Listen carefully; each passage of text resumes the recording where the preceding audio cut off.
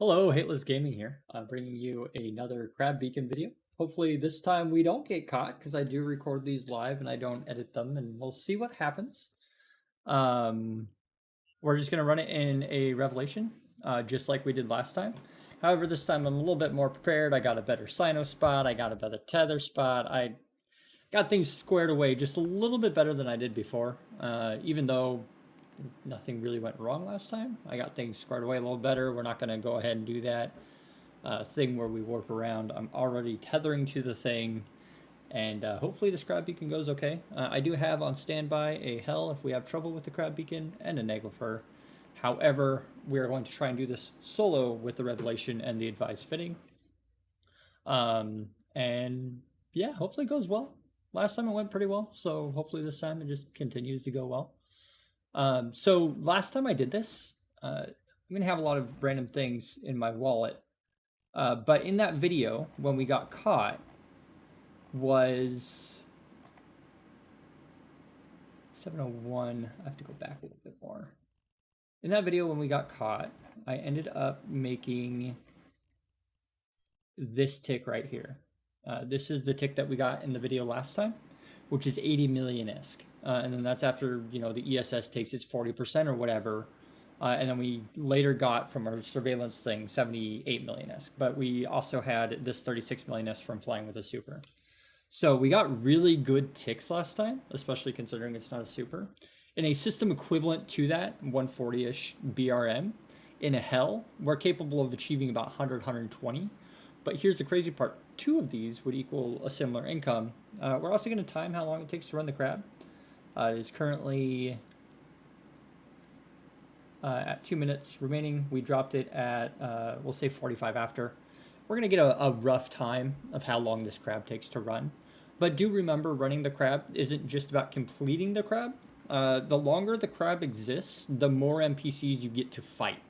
So that's why people like Dreads over Supers, because Supers run them really quick and you turn around the beacons really fast. So since you're limited to 3 per day, sometimes it's longer for the beacon to last a little bit, or better for the beacon to last a little bit longer. And this is why I like doing it in 1 ship at a time rather than 2 or 3 or 4. But I'm thinking the best income ratio is probably going to be 2 revs rather than, 2 supers. I have ran them with 2 supers.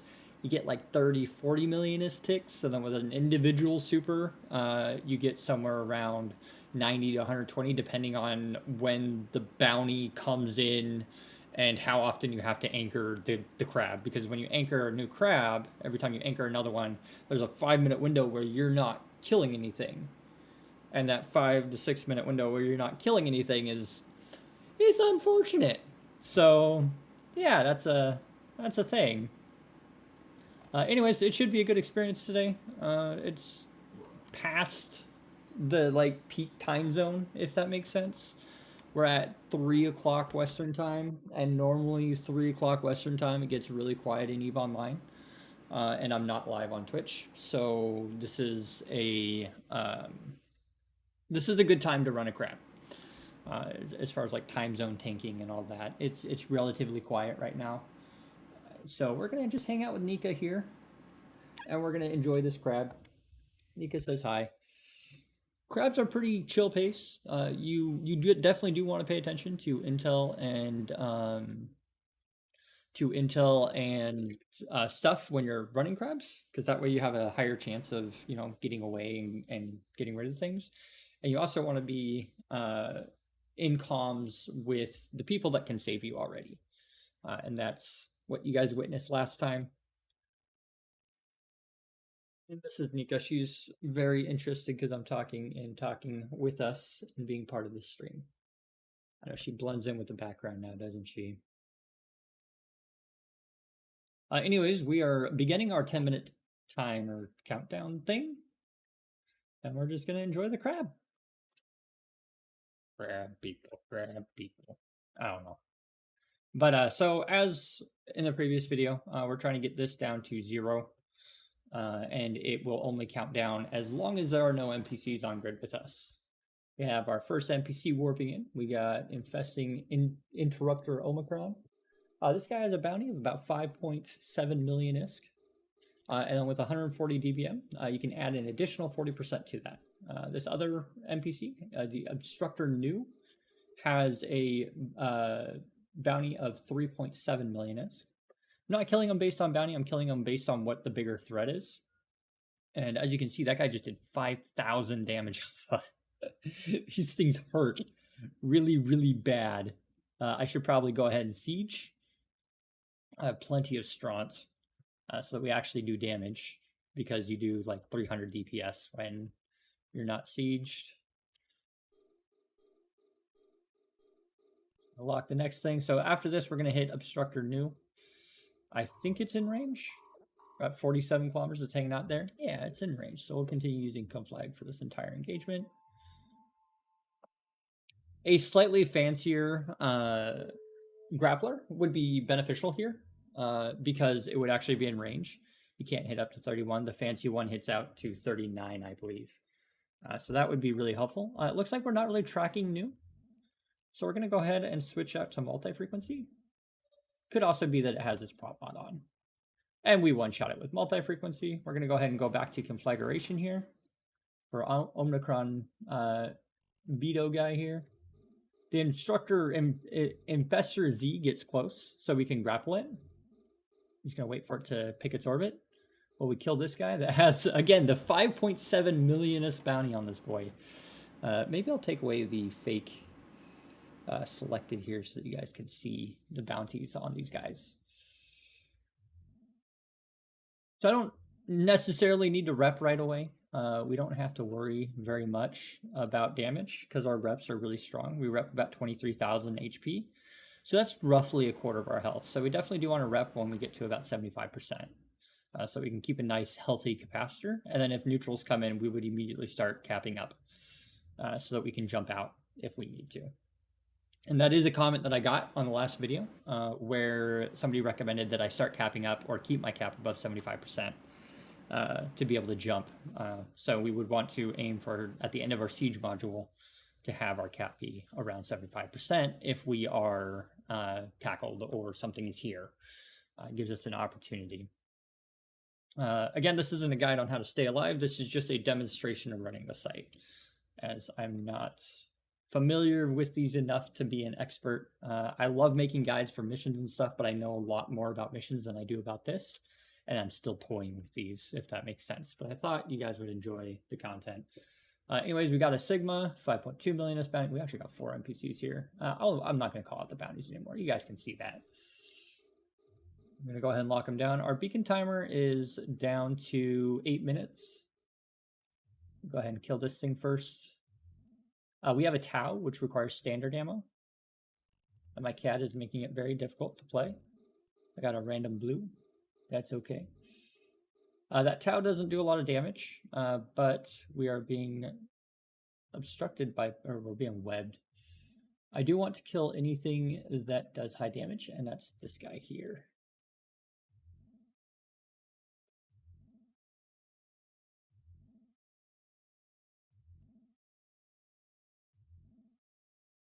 Gonna keep on working on them, hoping for the best. And I've actually never gotten a full tick with this, so I'm actually interested to see how good it actually is. So we're going to miss there. We want to switch over to multi-frequency.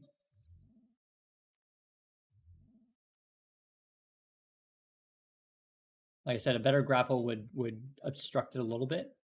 And then also maybe having better tracking would be nice if I had implants or anything. This is with no implants. So I'm running no implants. I'm running no fancies, nothing. Sanchez standard. You know, we can't grapple them. But this is the Taus are notorious when you're flying a super because they hang out so far away, and the super's amitats only reach out to like 64 kilometers. If we show info here, supers have a hard time with this because their range is 51 kilometers, and amitats don't fly fast, so they have to like get into range and get there before anything happens. They do kill them pretty quick, though. I will give them that. But Taus are notoriously difficult when you're riding this with the super. However, it's trivial when you're in a super. It's absolutely trivial. We're going to go ahead and run some conflagration again. because we want to get rid of the high DPS things first. So it mitigates the amount of tanking that we need to do. 10,000 damage. What is this even? I love it. This Z is actually really close, so we might be able to hit him with Conflag. Once that, the closer they get, the stronger grapple gets, and when they get this close, the grapple is amazing. I mean, it's a revelation. It's fun to be flying toys like this in a way that makes ISK. So thank you, CCP, for making these crabs. It gives me a reason to actually fly a Dread in PvE, which I appreciate because I like doing PvE stuff. Mika, come and chill on my lap, and I will pet you more. So back to standard for Tau. I'm going to turn off the repper because I left it on. I'm actually going to set auto repeat off on that because I don't want that repping or running if I don't need it running. It is definitely more than we need. And then we should probably preheat the ancillary because that's a thing. And we'll preheat these just in case we do get caught. There's not much I can do since I'm siege. Siege is you're stuck here if something happens. Yeah, Sneaka, are you a good kitty? And I believe that the reason that this fit that was provided by Pandemic Horde via their forums that I have access to has such a strong tank on it is so that if it does get caught, it can tank quite a bit. I don't know what its exact tank number is, but I do know that it is a lot, and it is very capable of surviving a small to medium-sized gang while you get help. But the problem is that if too much comes in, you have to get help at some point. So we got an 8 millionist tick here, and I think that was from somebody buying stuff off of me because I have stuff on the market on this character. I have some fuel for sale. All right, so we're counting down the beacon. Go ahead and click on this and see where we're at. We're at 8 minutes, so we're about 20% done with our beacon at this point.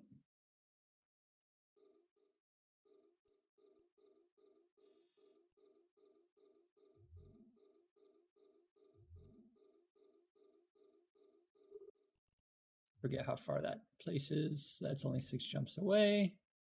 But I have access to jump gates and stuff, so I'm not going to worry about it. We're going to hit the Corruptor Sigma first because it does a lot of damage. And I'm going to switch over to Conflagration. Ammo management is important in a Revelation and inside all of the Dreads. Well, I guess maybe the Phoenix is the exception because the Phoenix has torpedoes and it just always will use rage torpedoes unless you're shooting the frigate. And we discovered that this thing struggles against the Infestor Mu, which is interesting. I'm going to grapple this guy. Go ahead and start shooting him. I'll start slowing down. He's damn near standstill. We should be able to hit him. And we hit him like a truck.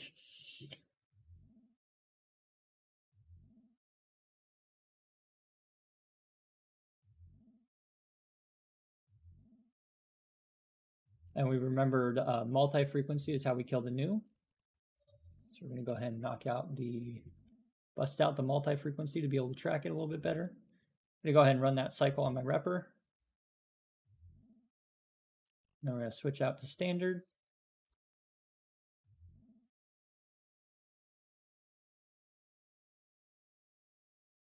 I know he's moving fast, but with how far away he actually is, he's not too bad to track. Pew pew. Love capital guns. They look cool. The Revelation is really weird to me, and so is the Moros. They have these giant things that kind of stick out. The Neglifer doesn't really do that. These just kind of pop out to be flush here when it sieges, and it doesn't really do the whole thing with the pillars when you siege. The Moros also has the 3 little arms that stick out. Which is pretty neat. I do plan on flying all 4 of the Dreadnoughts to test them all. And we're going to get statistics on them, if that makes sense. I think with times I'm just gonna run with the video and I'll start with the video and I'll look at the video and see how long since when I started the crab to when I finished the crab, and then we'll compare ticks with all four of them. I'll take data and then we'll figure out which one is actually the best for crabs.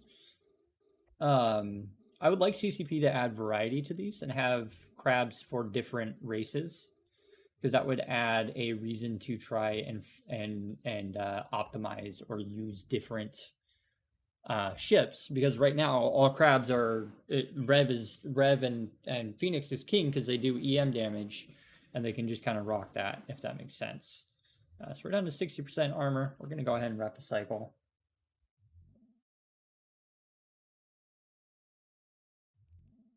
We're going to go ahead and switch out to multi-frequency for both of the news. I think I need to rep one more cycle. Yeah. I have 140,000, so it's roughly 12.5% that will regenerate. Oh, I'm using multi-frequency on accident, or conflagration.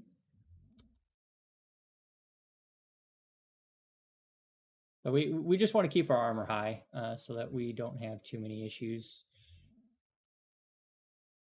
Structure new is doing evasive maneuvers. I think he may have that implant in, and possibly a skirmish boost because we're not hitting him for crap. What is the range here? 47. Okay, so we do have to use standard for Tau.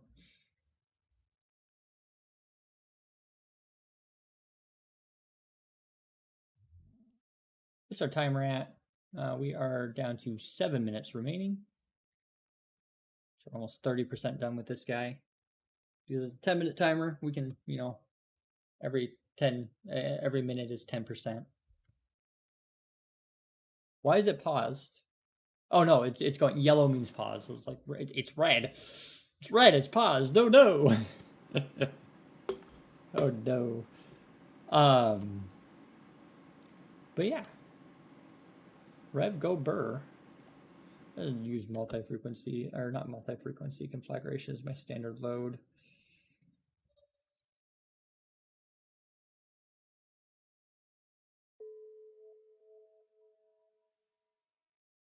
Amplification. Oh, also a fun thing that you can do is you can set the name to these. Nothing you see here. They'll likely draw attention if a neutral comes in system, but we like to rename them. It is fun.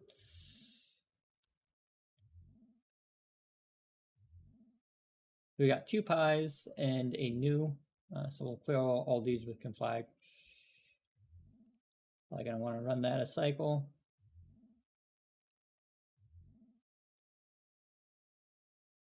So surprisingly, I haven't really needed a lot of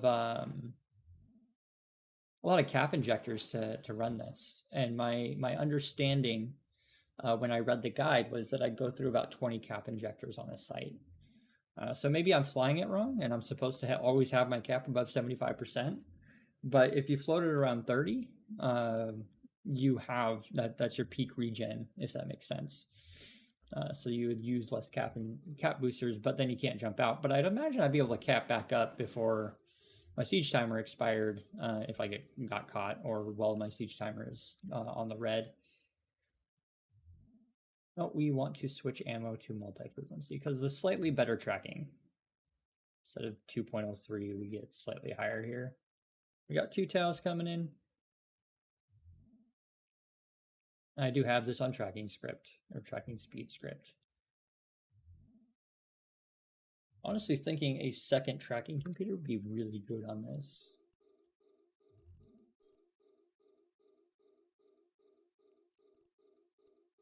Just standard.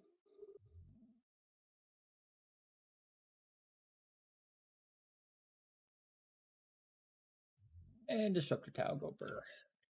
I'm out of soda. That's okay, I've got a little bit of water. I'll be able to finish this video without getting up. But yeah, these are super chill.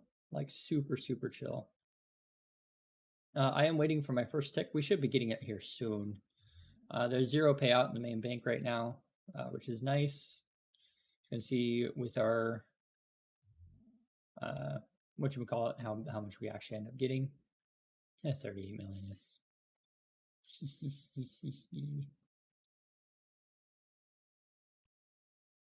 all right. We're coming up about 35% done.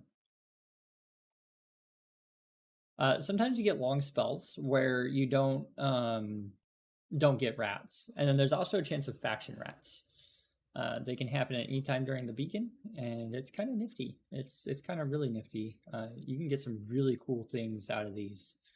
I know that factions can spawn. I've heard rumors of officers, but I also hear that's pretty rare. So yeah, this will be the first beacon I've cleared in a couple of days actually, because I haven't been running these as much as I like. The last one I ran was for the last video. So we're fresh off of that experience of getting caught, but it wasn't a bad experience. Actually ended up being an all right one. I wasn't in any real danger because if something significant had happened, I did have friends ready to come. All right, we want to lock these guys up. I just got a 90 million ISK tick, and 56 million ISK got dropped into the beacon. So that means we made a total of 140 million ISK in that 20 minutes. We'll just call it 20 minutes. That's the worst case. It could have been less with how payouts work, but that's a freaking killer tick, man. That's an absolutely killer tick. So I'm really happy with that. So I'm still slinging multi-frequency. We're going to go ahead and run another cycle here. I could theoretically be running my smart bomb to do a little bit of extra damage. I believe that just gave me a weapons timer.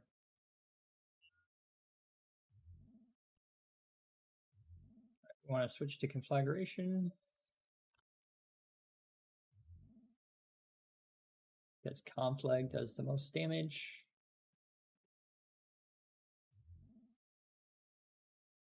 There's nothing in our area that I am threatened by or concerned about. There's a couple small groups roaming around right now, but nothing threatening.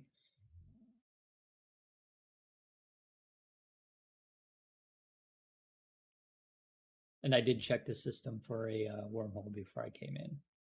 Standard, we're going to load standard for this guy.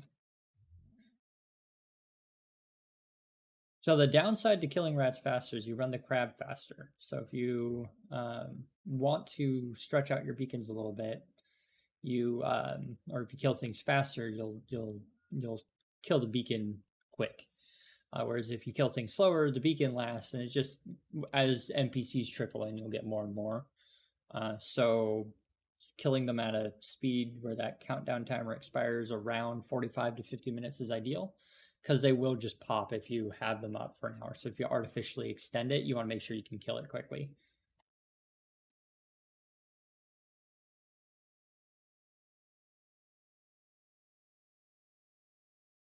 That's something that you want to keep in mind. So generally when you're artificially extending them, what you'll do is you'll wait for this timer to get down to like a minute, and then you just won't kill one NPC.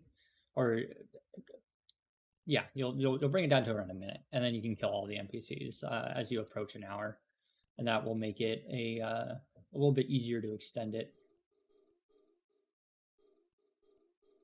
I currently have standard loaded, but there's a lot of damage on grid, so we're going to go back to conflagration. We're going to go ahead and knock these guys out. 10,000 damage alpha, man. It gets me every time. I mean, technically, the 4 Amitats have more, but they do like 6,000, 6,500 damage each, and it's satisfying seeing 10k on there. It's ultra satisfying.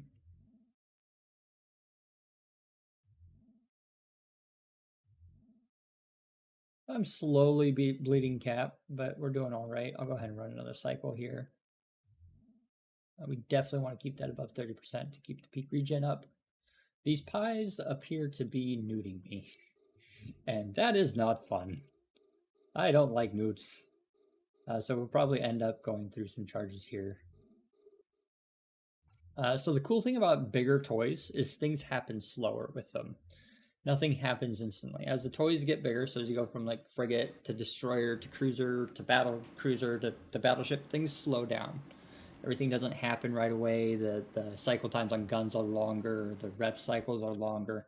Everything just kind of slows down when you come up to these bigger toys. And what I find is that patience is ideal when you're working with things like this, because nothing's going to happen instantly. Nothing's going to be right away. So you can kind of just calm down and take it easy, which is a very convenient play style. I'm going to go ahead and switch out to standard. Of course, can't do anything to them, but I'll go ahead and shoot the yellow lasers. I'm sure there's a better crystal for this that has an ideal optimal of like 60, but standard seems to be a good one because the range is right in the middle there. The ammo right after standard might be ideal because you do want to aim for your optimal being in the spot, if that makes sense. So if I was running an optimal script, it would be pretty ideal here. So we're at 4.5 minutes remaining. And our first tick was 140, and this is probably going to take us around, since we got the tick at halfway mark, I'm going to guess that it's going to take us around 40 minutes, so 40. And we'll end up making roughly just under 300 million escape ticks. And then we have the loot from the crab beacon, and crab beacons actually got reduced in production mats just in the most recent patch. They now only cost roughly 50 to 75 million to build, rather than the 75 to 80 million to build before. So they're a bit cheaper. Suddenly a couple blues, local spiked, but it's nothing that I'm really worried about. I'll go ahead and lock these guys up.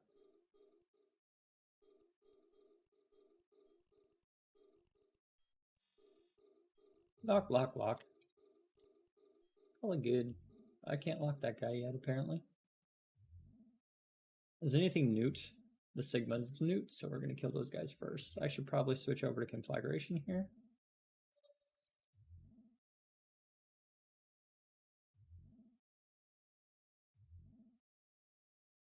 I'm going to go ahead and run this cold and cap up a cycle. Oh, that one had the wrong booster in it? Oof. So each of these costs roughly 1 million IS to consume. So we do want to be aware of that.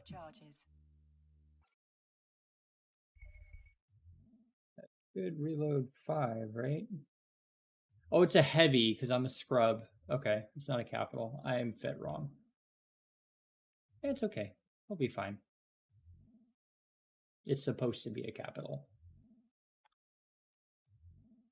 Wondering why I had a lot of extra power grid in my fit. So I definitely do have the wrong module here. Anyways, we're capped up a bit. I'm going to go ahead and reload the cap boosters here. And you saw how quickly we capped up there. Module has run out of charges. We have a lot of cap power that we can regenerate, which is a good thing.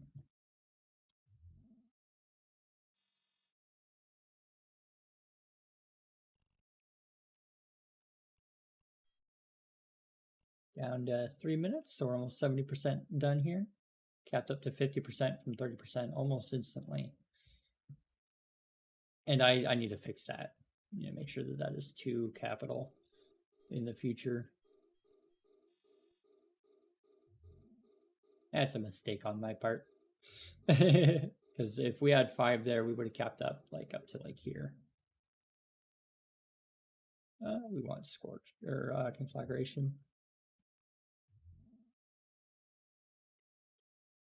I do like the really high rate of fire for dreads. It's kind of interesting how high the rate of fire is. We have 2 more here. I'm going to load standard anyways because it's going to be a second before I actually have them locked.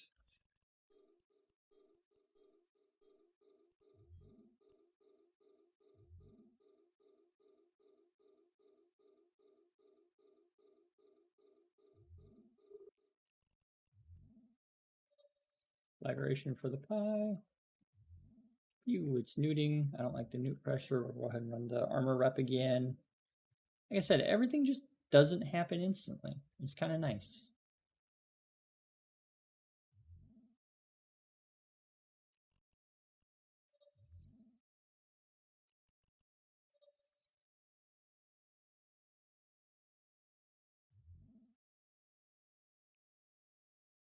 Do I want to run one more? Not quite. We're only missing 19,000 health or so. So it's not quite a full cycle. That's a-okay.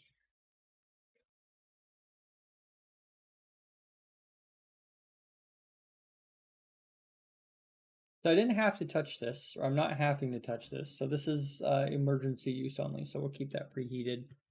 Also going to reheat these guys.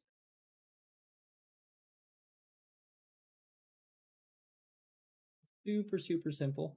So the reason the Rev is such a good choice for this is for two reasons. We're going to go ahead and show info on it here. So in the traits tab, we get damage and armor resistance, which is really, really awesome. The extra armor resistance means our EHP goes a little bit further, so we don't have to rep as often. And then damage is a thing, but the big reason is we do EM damage primarily with the ammo that we use.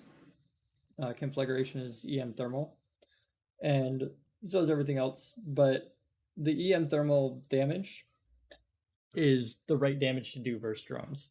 So it makes it a really good thing. And then the fact that we have guns, and then we also have instant changing of damage types, which is something that the Naglfar doesn't have. So like the Naglfar can do Republic Fleet, or not Republic Fleet, but it can do faction ammo that does EM damage. But then when you change ammo to titanium sabot for the Tau, you have to wait 5 seconds to switch ammo. So it requires just a little bit more thinking, and kind of the Moros doesn't have the problem of choosing damage type. It just has a problem like void, null, and antimatter is what you're going to use, and it does thermal kinetic, which isn't ideal. So the Moros is slightly less than ideal.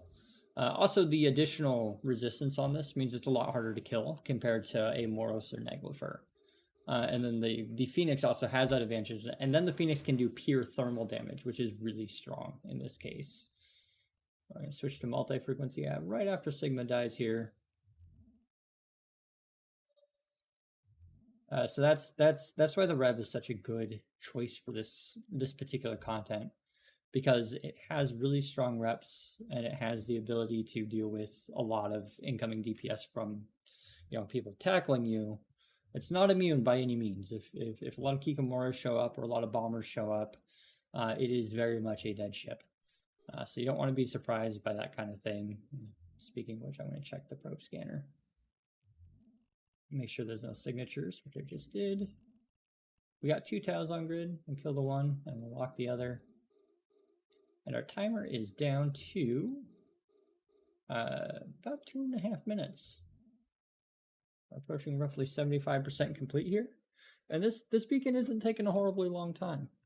We're at roughly 30 minutes. So we'll probably be in the 40-minute ballpark for running an individual crab. A super takes significantly less time because they just kill them right away. Since they kill them so fast, the timer progresses a lot faster.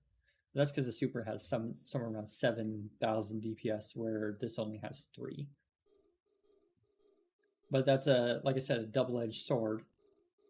Killing them at a slightly lower rate does mean that you make less ISK overall per crab. But if you don't have a lot of time and you just want to turn crabs really fast, or if you have a lot of bolts and you don't mind plopping down another crab over and over again, then it's not a problem. But at 40 minutes of crab, 3 of them would take you roughly 2 hours or so to run. So 60, 80 minutes is an hour, 120 minutes. It'd take you about 2 hours to run all 3 of your crabs at 40 minutes per crab, which is not too bad of a, crabbing session. That gives you plenty of content to do, and you'll end up making probably in the ballpark of 700 million isk in that time, which isn't bad for a single character. Do mind you, we do have a Cyno on grid, so this costs 2 characters to run. So there is that.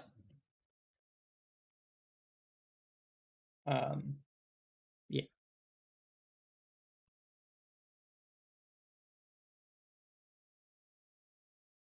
Got 2 minutes left. We're in the final countdown, boys. The final countdown.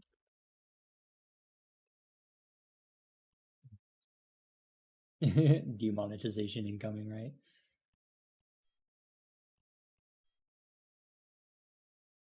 I'm kind of surprised at how well this Revelation does compared to a Super, considering its cost.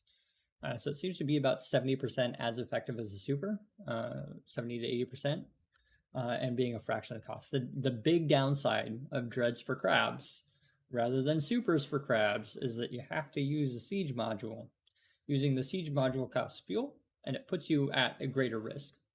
Because when your friends show up, they're going to show up in faxes, they're going to show up in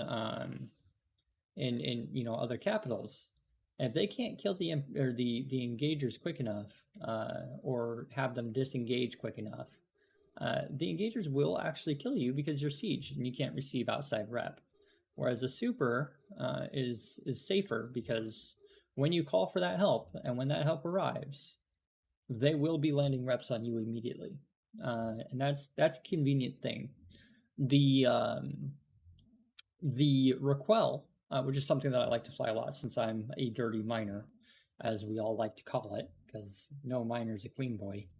The Raquel is very strong in the even though it sieges, it's got a panic, and because it can panic, it gives it a lot of defensibility. And then as you come out of panic, you can catch reps, which is really helpful. Wow, this thing is really moving. It's kind of hard to hit.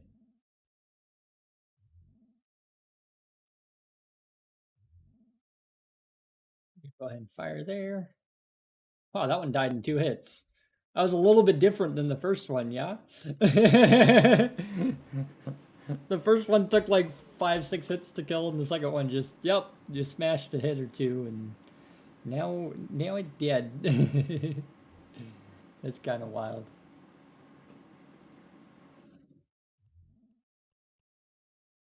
So Omicron is almost dead here, and we have 1 minute and 5 seconds. We ended up killing quite a few things here. There's a lot of wrecks on grid.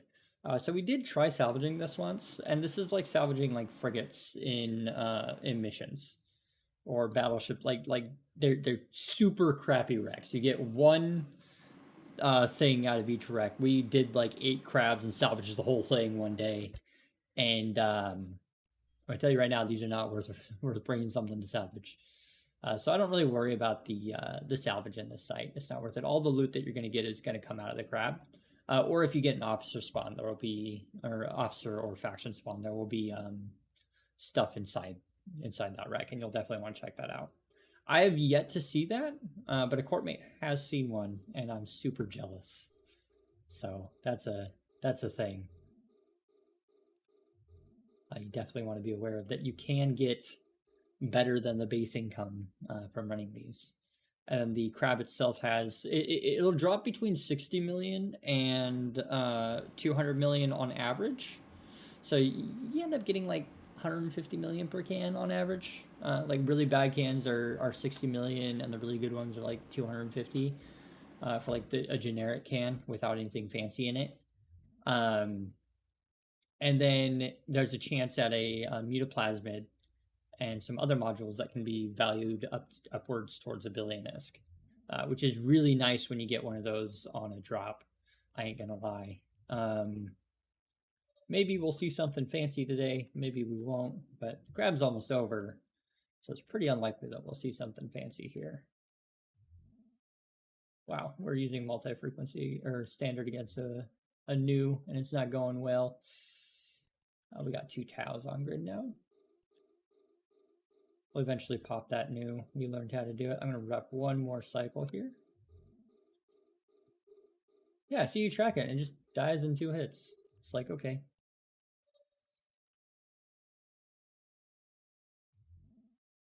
So if you have 2 of these on grid, and you kind of space them out a little bit, you can fire at targets that have better tracking with you, because they'll orbit one of you guys or the other, depending on what they're attacking, and you can kind of get better transversals on things to do a little bit more damage if you have yourself and a friend. And it's very advisable to run these with a friend, because not only do you have slightly quicker things to kill, so that Moo, we're not going to be able to hit it. I think I'd have to take drop or something to hit it. We just can't quite hit it, so we're going to wait for it to get close, and then I'm going to start smart bombing it. We actually tried our damnedest to hit it last time. It didn't work. I'll show you guys trying to hit it, because we'll definitely go for it. But and we could get a lucky hit even though we're not tracking. But it's in range, so I'm going to just begin smart bombing it here. I believe the smart bomb also does damage to our crab, so we do have to be careful of that. We'll also lock up the crab. Hopefully we don't kill it. It's down to 30 seconds. But I got multi-frequency loaded for the high tracking. Wow! Holy crap! That can't be a tick. That's a tick! That's on par with a super! Holy cow! That's amazing! And the smart bomb does negligible damage to that.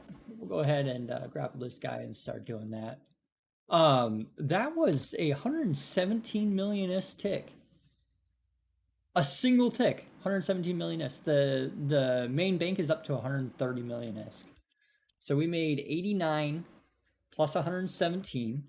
So we can probably call that 200 plus 130. So we made 230 million, or no, 200 million, 330 million-ish in this short little 40 minute. Holy cow! I was not expecting that kind of tick. I was expecting 80, 90, not 117. Wow. Okay. 10 out of 10 would do again. That is insane. I got to get another revelation. I got to train an alt to fly him so I can run 2 of these at a time. Wow. That is just, I don't have words. That is, wow. I'm having a hard time with that. That's 117 million ISK in a single tick. Given we were crabbing the entire 20-minute span, which doesn't really happen. The supers kill things faster, but that doesn't really happen with a super, because you do your, like, you get your first whole tick, and then every tick after that is mixed in with an anchor, so you don't end up with like crazy awesome ticks like that. You just don't. Wow, though. Just wow. That is awesome. This is also in a 140 BRM, so do keep that in mind. We're at 143. So a tick like that isn't going to happen in a system where you have... Oh, no, don't stop shooting the crab. All right. Standard. I can see why people stretch these with their dreads. I can definitely see it.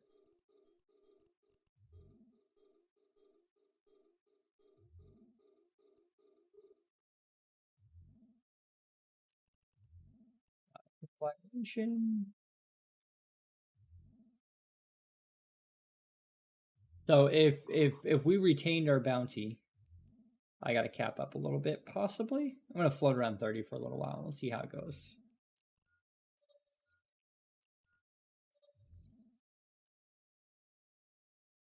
Accidentally shot my poor crab. It's at half health. You don't want to shoot them because if you kill them, you don't get it. You get a lost mail. It's less than ideal. And we're at roughly 40 minutes in this site.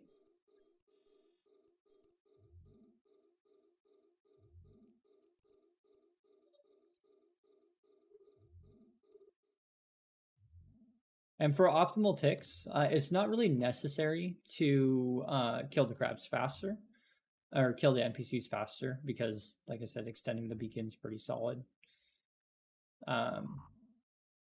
But yeah, that's definitely a thing. We're floating around 30% here. I'm really having a hard time tracking this guy. Yeah, I am. That's okay. I think multi-frequency might be better than conflagration. I'm going to go ahead and cap up here. Just to be safe.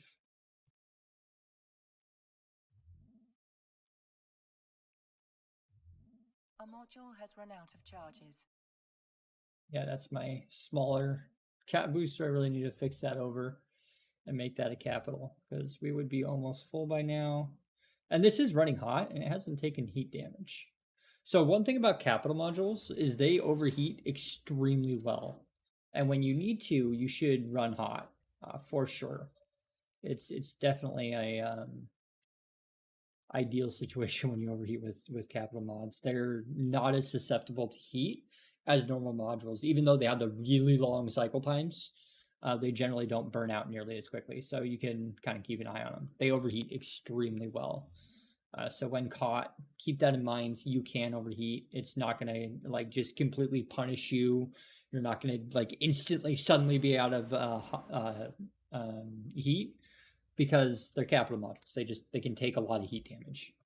They generate a lot of heat damage. They can take a lot. And you saw we just ran that for 4.5 cycles without doing that. And always after you reload your cap charges, take some out of your fleet hanger, restock yourself.